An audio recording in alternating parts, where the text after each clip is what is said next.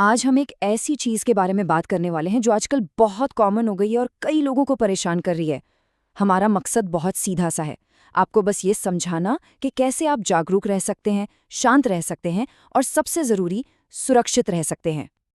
Online shopping तो अब हमारी जिंदगी का एक हिस्सा ही बन गई है ना।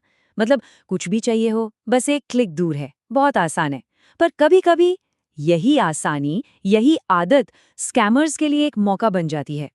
लेकिन सोचिए, क्या हो अगर एक दिन डिलीवरी के लिए कोई कॉल आए और वो कॉल कुछ अजीब लगे, कुछ ठीक ना लगे। बस यही वो पॉइंट है जहां हमें थोड़ा रुक कर सोचने की जरूरत है। तो चलिए समझते हैं कि ये स्कैम आखिर काम कैसे करता है, क्योंकि अगर आप एक बार इनके तरीके को समझ गए ना, तो फिर इन्हें पहचानना आपके लिए बहुत बहुत आसान हो जाएगा। अक्सर ये सब एक बहुत ही सामान्य सी लगने वाली लाइन से शुरू होता है। कॉल आएगी और कहा जाएगा, आपके नाम पर एक पार्सल आया है, लेकिन उसमें कुछ प्रॉब्लम है। बस ये सुनते ही दिमाग में एक हल्की सी चिंता और उत्सुकता दोनों पैदा हो जाती है कि भाई क्या पार्सल है, क्या प्रॉब्लम है। फिर बात थोड़ी और आगे बढ़ती है, वे कहेंगे कस्टम्स ने आपका कुरियर रोक दिया है, आपको कुछ चार्ज देना होगा। अब देखिए, यहाँ उन्होंने एक अथॉरिटी यानी कस्टम्स का नाम इस्तेमाल किया और साथ ही पैसों की मांग भी कर दी। इससे दबाव और बढ़ जाता है और फिर वो डर को और बढ़ाते हैं। वे आपको सबसे बड़ी धमकी देंगे, कुछ ऐसा कहेंगे, आपके नाम से आई पैकेज में कुछ गैर कानूनी सामान मिला है, अगर आपने पैसे नहीं दिए तो पुलिस एक्शन लेगी।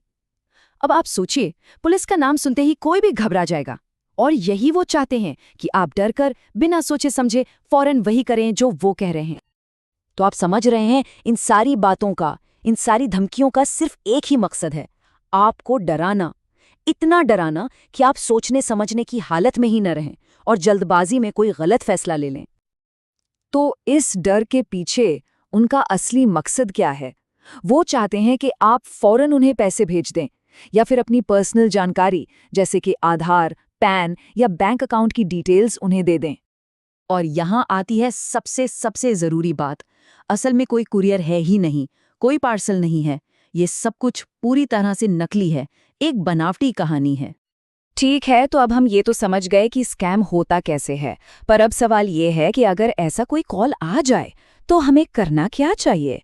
चलिए इसके लिए एक सीधी साधी सुरक्षा चेकलिस्ट देखते हैं। जब भी आपको ऐसी कोई कॉल आए तो सबसे पहला और सबसे ज़रूरी काम है धीमे हो जाना। बस रुक जाइए, कोई जल्दी नहीं है। आपका एक्शन प्लान बहुत सिंपल है। नंबर 1, शांत रहिए। याद रखिए, उनका पूरा खेल ही डर पर टिका है।